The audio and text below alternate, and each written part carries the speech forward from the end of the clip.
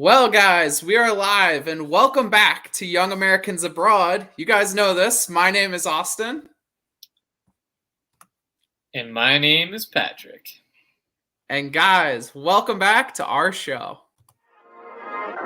Yeah, we got AVT and PAT. They talking about young Americans overseas. We got McKinney, Pulisic, Raina, and Des. Got that red, white, and blue. USA on the crest from England, Germany, from Belgium to Spain. Racking up all the medals on the trophy train. Got one thing on their mind. We're scaling some love. One day we can say we will win the World Cup. Well, guys, what an amazing weekend we just saw of soccer action. It's got to be called soccer after what transpired this weekend, right, Pat? Big performances, lots of goals, and a lot to talk about today. Americans in the headlines, Austin. It's called soccer. Not just in England, which we'll talk about, but man, goal scoring threats there, transfers. Just it seems like all of the soccer world, football world, is talking about USMNT players. Yeah, and it feels good, right? It feels like we're vindicated in everything we've seen over the past few years. I mean, yeah, it's really awesome to see a lot of our players playing in the top leagues in the world, right? The Premier League is by far, one of the most impressive leagues in the world, one of the best leagues in the world. And a lot of Americans were, on display this weekend. And maybe an American wishes he was, taking part on in that Leeds game on the other side. Oh, yeah, that's true. And, before I dive into the topic, Austin, I feel like it's so hard. I just want to quickly mention for all the viewers too, with all these streaming services, all these guys playing different leagues, how do you divvy up your time and watch all the games? Because then your Saturdays and Sundays are just gone, Phil was great soccer, but I mean, there's a million games to watch. Yeah, it's very true. You got to have multiple screens. That's the key, Pat. You got to commit. You got to go, laptop, TV, whatever streaming device you have on that, iPhone, iPad if you're, living in the Stone Age. But hey. Yeah, seriously. I mean, shoot, forget the work setup where you have dual monitors and stuff. You need that for watching soccer. It's all the Americans. But yeah, I digress. I guess we will talk about Leeds, United States of Leeds. Is that what we're calling it, Austin?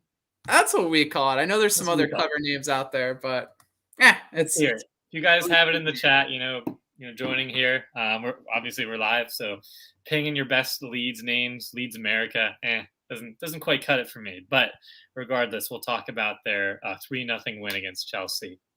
That makes it 2 wins and a draw too, Austin. In third place, so they are sitting in a Champions League spot. It's early, but I mean, Leeds is they're just killing it, Austin. I mean, from the get-go, they really pressed Chelsea. Now, Sterling did have a goal ruled offside, and they looked, that could have changed things. But at the same time, the way that Leeds did not let Chelsea settle, did not let them build up, just continued to press relentlessly, paid off, right? And obviously with Aronson, stripping the ball off of Mendy there in the 33rd minute. That was a pretty brutal mistake. Yeah. Awesome. And then Aronson with the little no look. That was cheeky, man. And he's just endeared himself to the Leeds fans. Everyone at Ellen Road loves him. And it was good to see him finally get that goal. His first Premier League goal. He was kind of robbed, in the first game here of the season. But awesome to see him, with that press, well-deserved goal. And then from there, Rodrigo, Harrison, right? Some free kicks there. They really controlled the game the second half as well and didn't let Chelsea back in, which they had that problem with Southampton. So that was what I was really impressed with not only Aronson Adams on the pitch, but Marsh, right? His tactics were right. He got it right this time. He made the subs early. His team was more cohesive, didn't look too drained, right? They still had the engine in the last 15, 20 minutes and played a little bit more conservatively as opposed to the first half. Which I thought was really important. And hey, they got the win.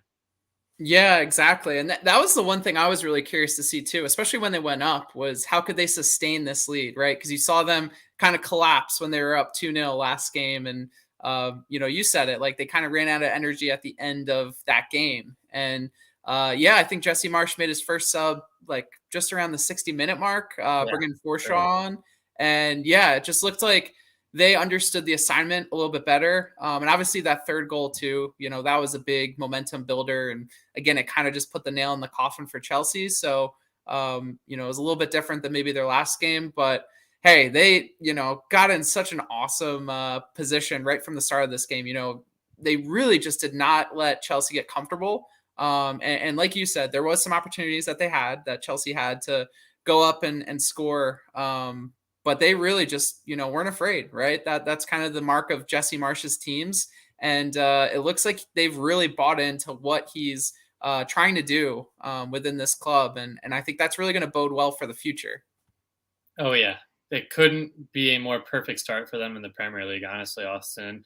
Tyler Adams, I just want to recap him and Brendan Aronson. So just to start with Adams quickly and some of his stats, because I think he was a little bit unsung hero in terms of not having a goal right on the stat line. But in the 90 minutes, 62 touches there, 34, 41 passing, 83%, 6 duels won, 3 interceptions, 4 tackles. He was all over the pitch, completely neutralized. Him and Rocket too.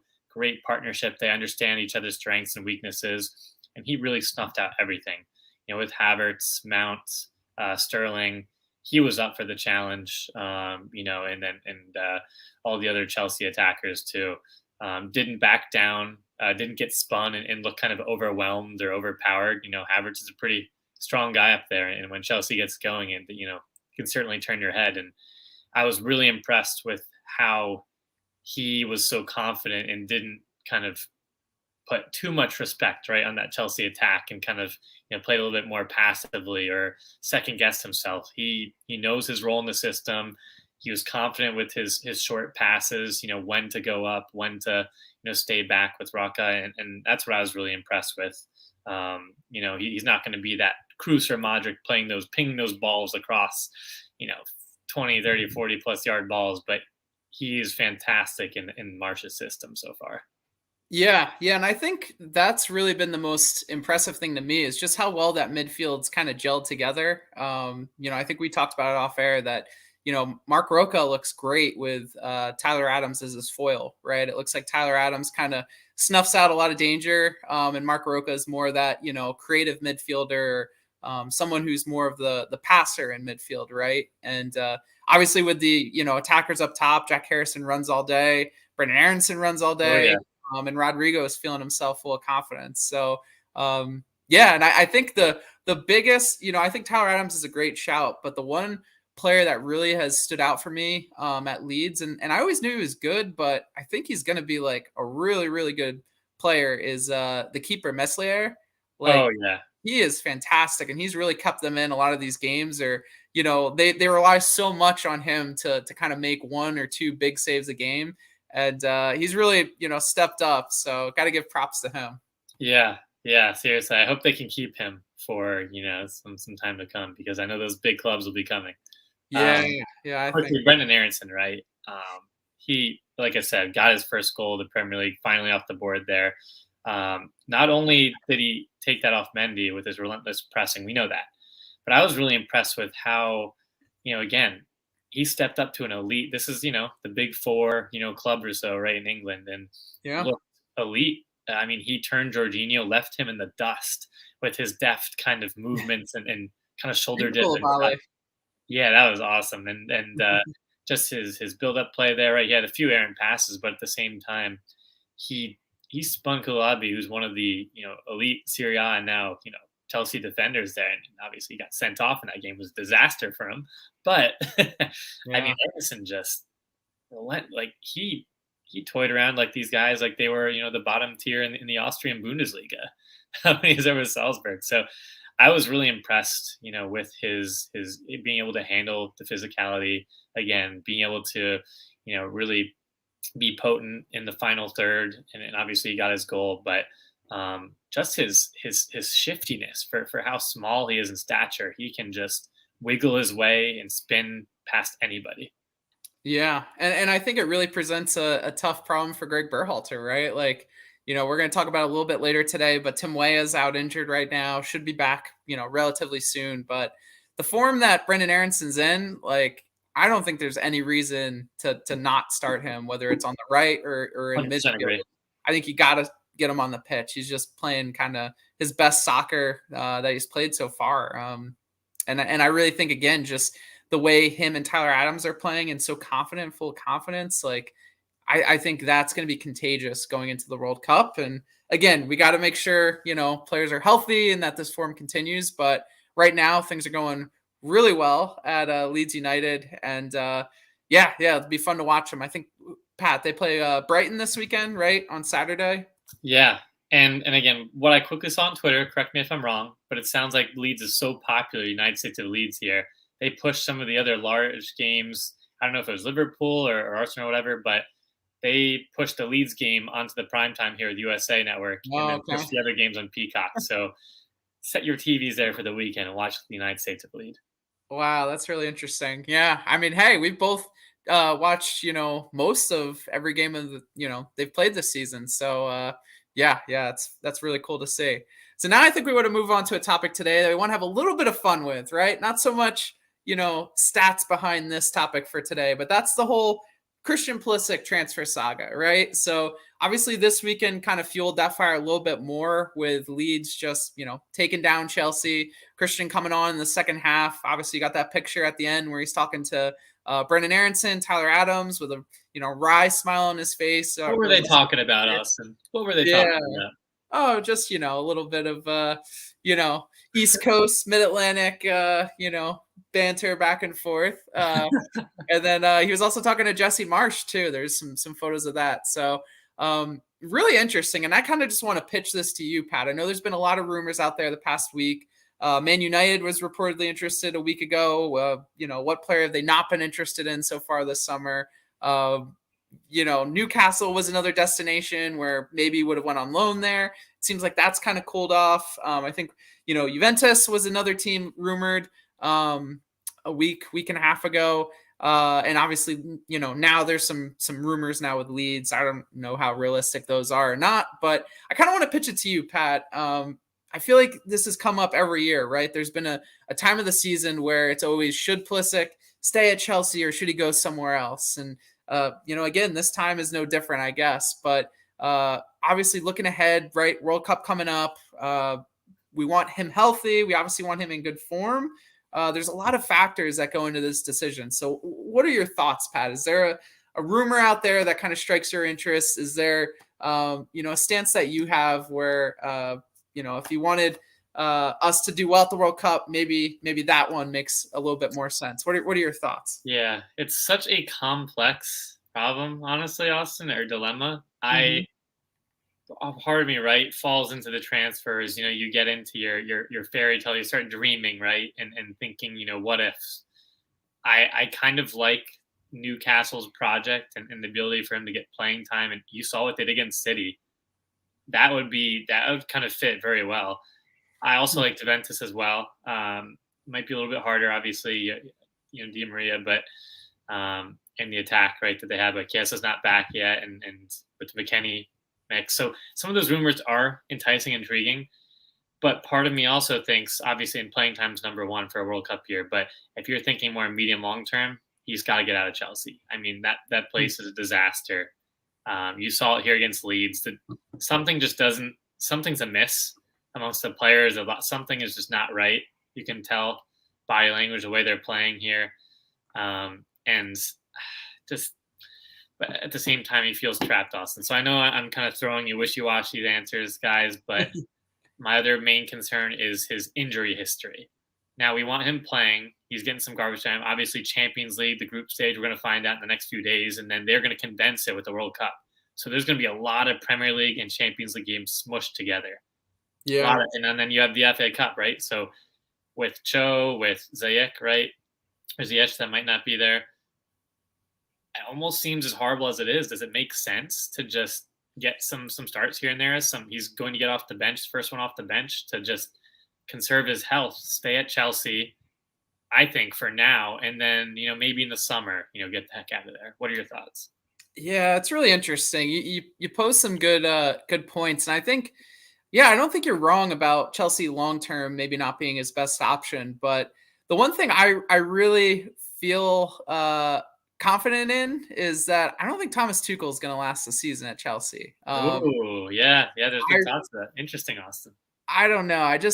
The way he's been acting recently, obviously with the big blow up with Conte, he was obviously pretty cantankerous after the game about, whether or not Leeds took it to Chelsea and controlled the game. I don't know if you saw, but the handshake between him and Marsh, there was even a little bit of tension, but I think Tuchel knew that from last week. He couldn't, act on it. Jesse was very aggressive in the way he went into it. It was kind of funny. So I think things are kind of, he's getting frustrated. I think things aren't going his way with the players he wants, right? I think, it sounds like the new owner, Todd Bowley, is kind of doing his own thing, which, again, I think they've made some good moves. They spent a lot of money, but I'm not so sure that Thomas Tuchel has necessarily the same grasp on the team that he had, last year and the year before. So, and I really think that this, the situation Pulisic's in right now is a main byproduct of Thomas Tuchel and how he views them, the system that they're playing. I just, I think a lot of those factors are affecting why Christian Pulisic's not on the field. And the other thing too, right? Like the players who have played right now aren't getting it done. Sterling's been pretty bad to start. It looks like he's kind of out of his element a little bit. It's still so weird seeing him in a Chelsea jersey. I never thought I'd see that. Austin, Sterling, Mounts, and Havertz haven't scored yet, have they?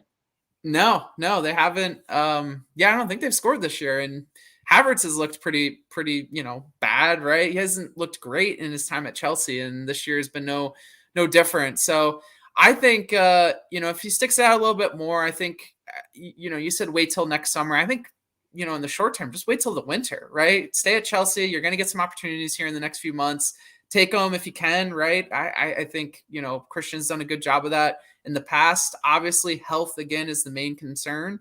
And not to say that Christian should take it easy or have that on his mind, but I think, again, just, staying in a situation where, things may change. And I just think maybe playing the short game for this, fall would be the smarter move for him and his career. Because again, if he has a fantastic World Cup, his value is going to be sky high going into the winter transfer window. So to me, it doesn't make sense to move now because, again, if it's a full transfer, right, the value is not going to necessarily be there. If it's a loan, then you're kind of locked in maybe for the whole year. And again, you may play phenomenally at the World Cup, right? And all of a sudden you're going back to Newcastle and playing, you're just not playing with the same group of players or your value might be affected going back to that situation. So I think he needs to maybe zoom out a little bit. And I think his dad needs to kind of cool off a little bit too, right? You don't like him on Twitter, Austin? He's tweeting some really aggressive stuff. And I don't disagree with it, but I think he needs to be a little, just a little more aware of the situation right now. Yeah. And I think maybe a byproduct from that is what you just said. Really good points. Value's going to go up World Cup, right? He's going to get some playing time. It's like Champions League again. There's going to be like 2 or 3 games in a week. They're going to rotate a lot. And, injury, obviously the concern. Pulisic's had a really bad injury history, honestly. We have to be honest. That's and true. At the same time, like you said, the value spikes up. Why would Chelsea, as a club with contract left, let him go? Or, like obviously with the loan condition, right? They want him want him to extend his contract to be able to do that loan to, spike up the value. So that doesn't make sense from Chelsea's end too, right? Unfortunately, that's just the business, right? Kind of locked in the contract. And maybe that's why Pulisic's dad's trying to stir up and cause some craziness. But I don't know. At the same time, like you said, Austin, things could change. The team is rocky right now. And he's still the first guy off the bench. And then again, he's most likely going to go to, on loan, and then Ziyech is pretty much out.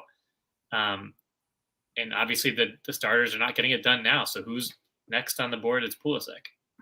Right. Yeah, and I agree. I think, just stick it out, see what kind of transpires this fall, and again, focus on the World Cup. I think right now that may be a better mentality, just kind of letting things, figure themselves out. Like you said, clearly, right? Like clearly Chelsea are not firing on all cylinders. So just kind of put your mind at ease, take your opportunity when it comes to you, and focus on the World Cup. Let's see how it goes. So, right. Oh, here Christian just asked, what where do y'all think the best team is for Pulisic? So again, we kind of just went through that. So we both think maybe staying at Chelsea. I know, Pat, you said getting out of Chelsea, but that was more a long-term solution. Yeah. So I think Juventus is enticing and intriguing to me, or Milan, or like Serie A. Sounds interesting. The Newcastle project, I don't know. It sounds neat, but like I feel like he's better than that. Like maybe the Newcastle project when it's a little bit more in the, like if you're thinking from a product standpoint, right? Like in the kind of like the last stage of the cycle, right? You know, to be able to launch. Right. I don't know. I just feel like it's people like, I don't know. Something feels not right about that. He's still kind of above that, in my opinion. I don't know. What are your thoughts? Yeah, I think he's got to be careful going to a team like Newcastle because you've seen it with other players in the past, right? They step down a level, maybe not have the success we hope, whether that's due to injury, things like that. And then, yeah, just kind of slowly devalues them, right? I think, yeah, there's been a lot of different examples of that. I mean, not exactly the same as Pulisic, but like Dele Alli now is at Everton and has not looked good. What about our return to the Bundesliga, Austin? Yeah, I mean, Turkey was even, rumored. It was rumored he might go to Besiktas this summer. So I think he just needs to be sure about his next move and not act rashly, right? I think that's easy for us to say, but I think, if he feels maligned by Chelsea, then maybe he needs to, take a lot of different factors into account and not basically act on emotion. Maybe that's easy for me to say, but that's just what I feel. So, yeah, I guess do we want to Juventus, Milan? I wouldn't even hate like a Dortmund or something. I don't know. No, can't go back to Dortmund. Come on, go back, man. No, that hasn't worked for many other Dortmund players who have moved on. Him and Reina. Yeah, they can play together for the national team. That's fair, Austin. But I guess we should move on to our topic here. With the attackers. I mean, our forwards, our nines, are fighting for a seat to Qatar, and I think I tweeted this maybe. I think Pfaf's got to be on the plane, man. I'm talking Jordan Pfaf's hot start with Union Berlin. I mean, the guy just made the Who Scored Team of the Week. He crushed against RB Leipzig, right? A fantastic team. Yeah, 3 goals and assists, 4 games, Austin. It's 2-1 win. He had a great goal. Fantastic finish there. So calm and composed, slotted, the left post there. On the ground, but very Sargent's finish too, by the way. They all have kind of similar finishes, but he is really impressed me. Not only his adaptation to the Bundesliga, which we thought obviously was a great move, but would he be able to replicate that from the Swiss league? That's a huge gap. But what's really interesting is in terms of his duels, right, and just the other parts of his game and things that we saw from a national league perspective are lacking. His pressures, his being able to track back defensively, his combination play, these daft little flicks and touches, and again the vision to find some of the attackers. He has a great. I'm sorry, I lost my place here, but he has a great partnership. With I think it's Geraldo Becker. That's who it is, Becker. So they've built really great chemistry, and maybe it is that time different than a national team that you have with your club, training in and out the preseason or just kind of the weeks, right? But he has really impressed in terms of his defensive work rate ability and just being able to get involved in the buildup. We know how lethal he is, his aerial threats, and Union Berlin loves to, again, play long balls and go a lot through the air and aerial duels and things like that, and counter. But I'm very much impressed with all of the other tangibles that we just didn't see in Berhalter's system. Yeah, and I really think he's gone to a great place. Just looks like Union Berlin, the style, the culture they have there, right, has really gotten the best out of him. And just from day one, right, even in preseason when he was playing well, like it just looked like this was the right move for him. Taking this step up to the Bundesliga and again finding that team that has the confidence in him to succeed. And I think even though this is a lot different of a system he's playing in than the USMNT system, I really think again the qualities you just talked about, right, more willingness to track back, defend. He's a true poacher. We know that. I just think, you talked about him being a sure lock for Qatar. I really just think he provides something a little bit different and could really offer a great option off the bench. Maybe start depending on where, other strikers and what form they're in. I feel like it's really now a crapshoot for Greg Berhalter of who to call up. But I really think the way he's playing and what he brings is just really, it could be really helpful for us. So yeah, couldn't agree more. I think, like you said, it's a fantastic fit, and that just makes me think we need a little bit more time, right? I think everybody, and myself included, we saw that Reina miss from the national team and some of the small moments he's had, and just looked like he really wasn't doing anything in terms of getting involved with the build-up of the play with the national team. Didn't kind of have that chemistry or gel yet. And I think we just need to give him more time, right? It is different, right? We've seen players do great with their clubs and just not replicate the country, but I still think us. I mean, it's not just he was great in the Swiss league. He's gone to a much higher league, a whole new team and system too, and has adapted very quickly. And again, like I said, you're seeing all these things that you didn't see with the national team. So I don't know if it's Greg, maybe push back on him that he needs to figure out how to get the best out of PFOC, because clearly 2 different club teams, he's unbelievable. And compared to who he replaced, Taiwo Awoniyi, who I think is at Forest, right? Yep, Nottingham Forest. And he was a fantastic player for Union Berlin. And just from what we're reading, I think online through the press there and the media over in Germany, they think obviously not only to replace him, but somebody that could be better than him in the long run, which is pretty incredible.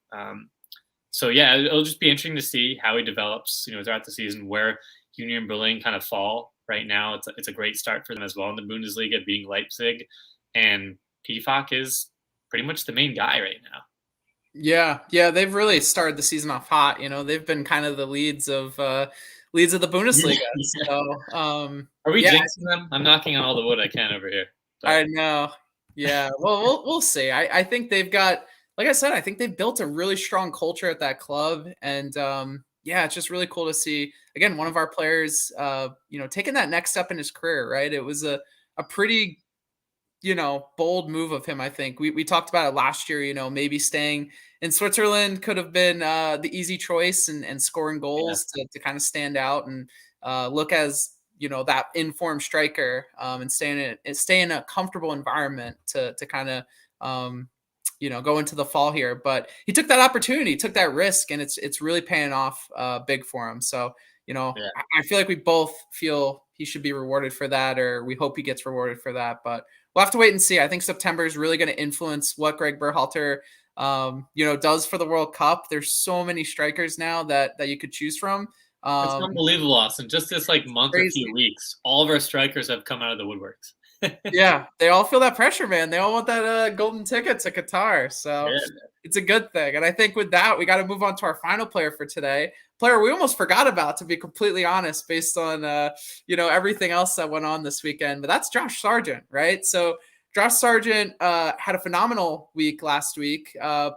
Played for Norwich City finally as a striker on Tuesday and scored his first goal of the season. Followed up that performance on Friday with another goal and actually a brace in that game. And we finally, seen him back in that natural striker position, right? We haven't seen that since Bremen, to be completely honest. I know there's, been some times maybe where he's been a striker in some substitute appearances, but for the most part, Norwich City last year kind of played him in a hybrid, winger, inverted winger position. They've played him in other, positions within the attack as well. But I think this is his first, fair shot at playing, the number 9 position for Norwich City. And he's just really kind of kicked it into, the gear we were all hoping him to, reach, throughout his career.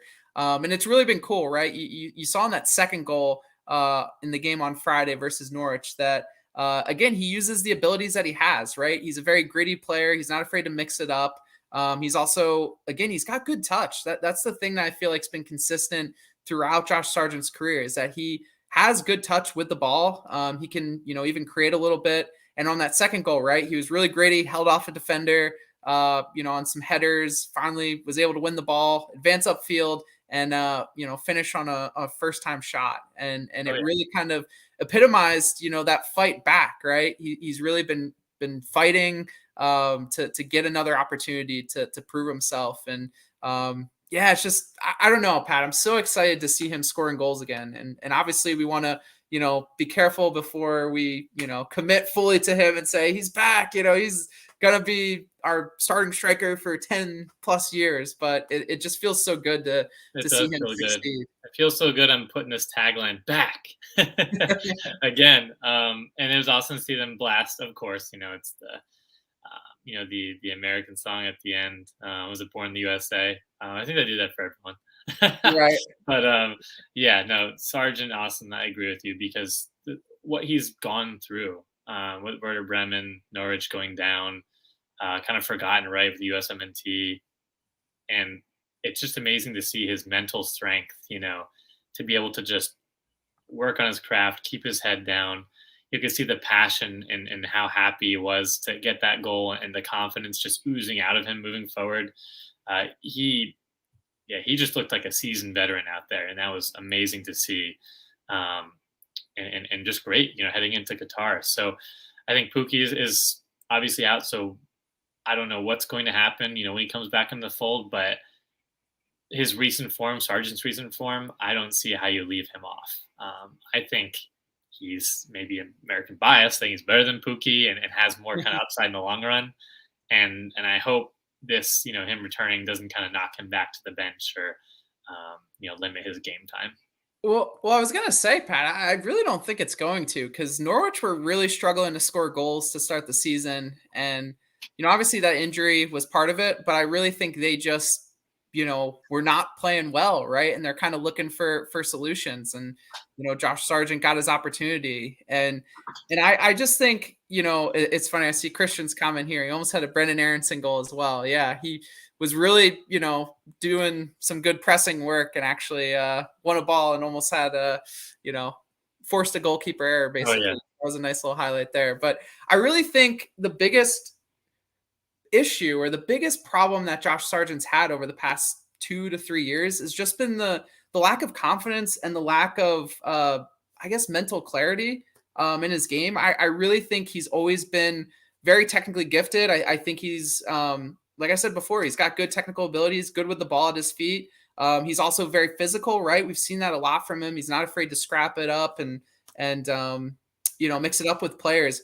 I just think the mental side of his game, he was just in such a bad situation at Bremen where, he's being asked to play out of position. He was not being asked to play like a striker does. And the runs he was making were mistimed because of it, because he wasn't in the right spots, right? We saw him for the national team tracking back all the way back, past midfield, right? Like, there were situations where he was receiving the ball, in like the number 6 position. We're both thinking like, what the heck is going on, man? Like, Norwich last year, and even part of this, like, he just was not.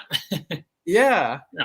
And I think that's been the biggest thing to me. It's just if he could get that mental clarity, if he could get that confidence back and also be used in the right way and have a coach that trusts him to play that striker role and he can feel that comfort, I guess, in the team to kind of do what he's destined to do, right? Like, he is a striker. That's his best abilities. I think, we're going to see great things. So, part of me wants to be a believer and again, think that this is going to continue for the long run. And I really hope it does. But I think, again, what he showed me throughout his career, I think this is a perfect opportunity for him. And it's really up to him to, again, kind of change that narrative and kind of run with it. And for sure. I think it's possible. And Christian had a good question. I want to pose it to you. Sure. Going back here, who do you want for the 9 right now? I know obviously we touched on Sargent PFOC here in this episode. The Americans Abroad weekend recap too. But we have other players killing it, right? And we'll get into our quick kick segment. But I know it's a loaded question. I just want to get your thoughts right now. Who's kind of in the hot form that you would want? Jossie Zardes, definitely. No. Josie Altidore, no. I don't know, man. That is such a tough question. I would love to still see Pepe in and around. I see David here says Jordan Morris. Yeah, that's funny too. I don't know, man. I'd love to see Pepe still get an opportunity, but again, he hasn't proved it, right? And I don't know. I guess we'll see if he makes the roster. I think PFOC deserves an opportunity as well, but again, I'm just not sure that Greg Berhalter is going to use him in the right way or see him in the right light. And I just don't necessarily trust him to be our starting striker. I think again he should be on the roster, but when you think about starting striker, I don't know, Pat. Jesus Ferreira has shown well this season in MLS. Obviously, has gotten a lot of opportunities recently. Again, I feel like I don't want to get carried away, but also at the same time, I think it's so wide open that if Josh Sargent can keep up this form, keep up the confidence, honestly, again, from all the technical ability he has, all the experience he has playing with the national team, I think maybe there's maybe he could be the guy. I don't know. I feel kind of foolish saying it. I kind of want to that. He was the guy before, kind of, right? Right. During that transition period. Yeah, I think I'm leaning like I think do I want versus what I think Berhalter, and maybe I'm getting kind of blurred there, right, with the lines. I think with Berhalter, in a perfect world, I'd love PFOC, but he's going to go Ferreira. I don't mind Ferreira either. He's been in decent form as well, and kind of seems to know that role and system, well. But yeah, I think there's a lot of other guys knocking on the door. I think, Haji's another one. Like I said, we talked about PFOC, Sargent. Valerian Balogun. That's another quick kicks player. So yeah, I know we're getting ahead of ourselves, but I don't know. It really is up for grabs, and I'm so excited to see the rest of August, September, and then even who's the folks that are the attackers, excuse me, they're on the plane to Qatar. We're gonna debate who's gonna start, right, and who's gonna lead the Lions. I mean, right? We don't know. But yeah, I'm kind of with you. I like. Oh, and David said DK. I forgot DK is hurt, so that was terrible. Yeah, to see him go down like that because he was picking up momentum. But yeah, I think Ferreira has the upper hand right now. Yeah, I think that's a safe bet based on what Greg, has shown us so far. And again, I think September is really going to show us a lot about, how he rates all this good form, right? Is Haji right? Goals going to get him another opportunity over someone like, Josh Sargent, who's scoring in maybe a comparable league, right? And what are kind of the factors at play that Greg Berhalter is going to look at? I think, again, someone like Josh Sargent, who has a lot of experience at the national team level, a lot of camaraderie with the players that are going to be called up, I think could, bode well for him, even over someone like PFOC, which kind of sucks, to be honest. And again, I think, we have our favorites here. We could, say who we want, but I think Greg Berhalter sees things a little differently than we do, and some of you guys in the chat. So, also, I think like from a Altidore-esque striker, maybe not direct comparison, right? But like as opposed to a Ferreira or Sargent kind of stature, just kind of technical side of things, I think the other spot's going to be between like a Haji Wright or a PFOC. That's kind of my guess. Like in that kind of category of how they play, and that's just kind of my thought process with the number 9.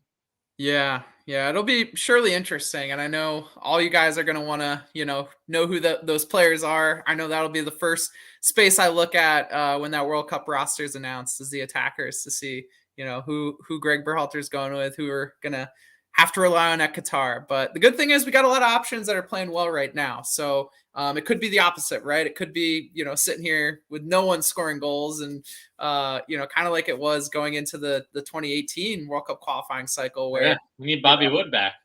Yeah. I mean, we were literally, calling him up when he wasn't even playing for his club. So, it's a better position to be in. And I think, it's not the worst place to be. So I think with that, that'll end this part of our episode for today. Now we're going to head over to, let me just find it real quick kicks. Roll.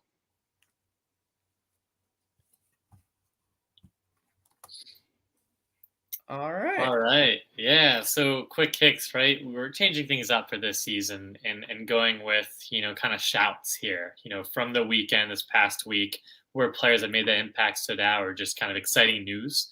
In the headlines, I want to start with Austin with Jordi Mihalovic. And according to several reports here, 23-year-old attacking midfielder is close to joining AZ Alkmaar, the Dutch side, with a potential loan back to Montreal for the rest of the season. So really unfortunate, that timing of that injury he had. I was really excited to see him with the USMNT. Kind of that redemption. He was lighting it up, electric in MLS, and fantastic player. So I would love to see him, make a move to Eredivisie and kind of a top side, per se in the top 4 or 5, right? To see him kind of make an impact. So I think that's great for the long run. It's going to be really long shot, tough to make this Qatar trip, but I wouldn't rule him out for the future. Yeah, and I think it's possible he could be on the September roster. We'll see. I know, like you said, the injury over the summer kind of derailed that hope for him. So we'll see. What other shots you got, Pat? Yeah, quick shout. Luca de la Torre made his La Liga debut. Unfortunately, it was kind of the garbage time last 10 minutes or so against Real Madrid, though. I mean, not many people can say they play on the same pitch as Real Madrid, and so I'm just hoping Luca gets some more game time there and can make more of an impact in the long run. So he's still kind of getting his feet wet, right? He's making a huge jump, and this is a step in the right direction. Yeah. And who's your final shout? Last shout, Timo Weah, and it's not the best shout. It's more a concern, right? It looks like on some news here, immobilized ankle. Lille president mentioned an ankle injury for 3 weeks. He's out. So it sounds like he's staying at Lille, the likes of it, with Valencia rumors swirling around. Personally, Austin, I think it just doesn't make sense to leave. He's going to get some game time, some great appearances off the bench, some starts here. He's got to get healthy. It's another player that's honestly made of glass, and he's got to be careful, leading up to Qatar. Yeah, that's disappointing to see. And I think, staying at Lille makes a lot of sense, especially for this season. And again, going into the World Cup, I'm not sure he really needs that change of scenery right now. So, so I have 3 quick kicks or 3 shots I want to give out here. So the first one is Valérien Balogun. So we talked about him earlier on. Scored a goal again this weekend. I don't know if anyone saw the highlights who's in the stream right now, but really had a lot of opportunities to provide for others, and could have even gotten another goal too on the day. So that makes it 3 goals in 3 games. That's tied for 3rd in the Golden Boot race in Ligue 1. So really good start to life there. Rumors are that he's going to be on the September roster, which we'll is that see. Enough for Qatar, Austin? We'll see if that happens. Yeah, could he sneak on the plane? I think it's possible. I think it's up to him, and again, the form he's in. If he gets an opportunity in September, I think that really could bode well for him. And I'd love to see him and Eunice reunited, so to speak. So he's my first shout. The second one goes out to Haji Wright, again another player we talked a little bit about today. Scored a brace for Antalyaspor in their most recent game. 3 goals as well this season. So has really started off strong. Obviously back with the same team he was on loan to last year, and just looks like, again, like some of our other strikers, gaining that confidence, really building off the club environment or situation he's in. And I think, we talked about it earlier. I think all these strikers are really feeling the pressure of, trying to make that World Cup roster, and it's really getting the best out of them.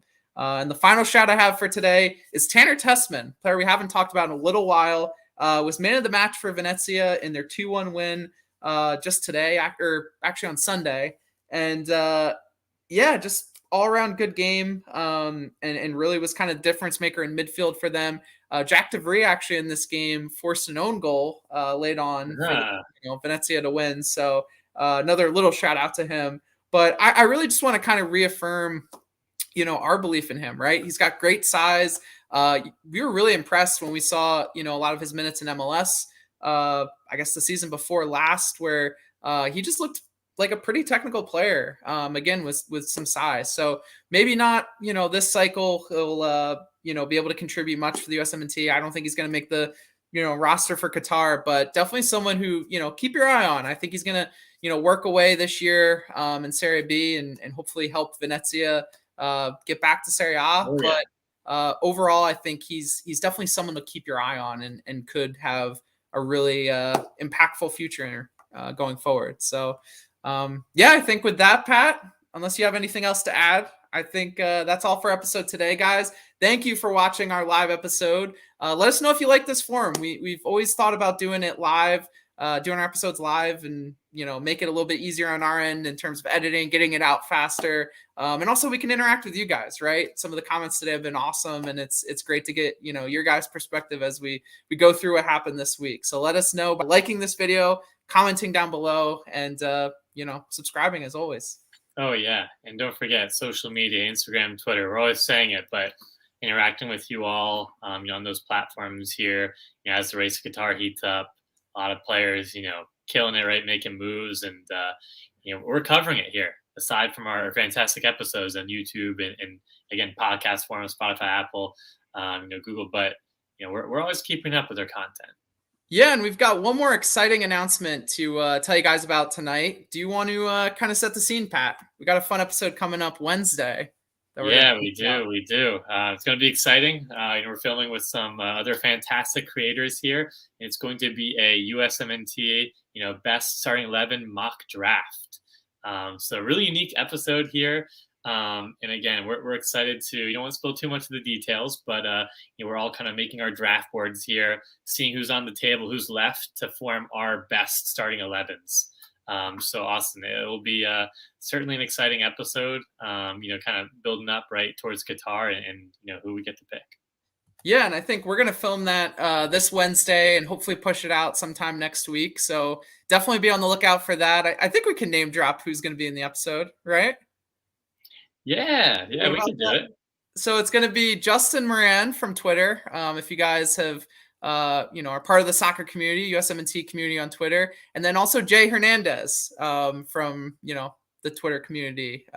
So yeah, two great, awesome people we've connected with, and we're super pumped to kind of go through it. I think with 4 people drafting, teams of 11, there's going to be some interesting decisions to be made, right? Who's going to be, who's going to be the starting striker for each team? Center back. Yeah. You never know. You can't get everybody you want, number one in each positional group. So it'll be interesting to see who's left. And again, you all, I want to see in the comments there whose lineup is the best at the end.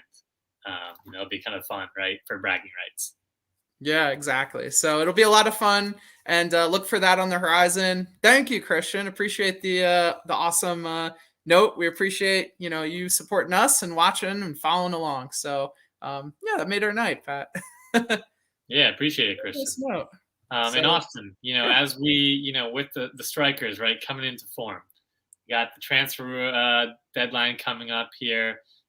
Champions League group stage about to be announced a few days, and all before September, right? So, what's going to happen in Qatar, or maybe not Qatar, at least 2026?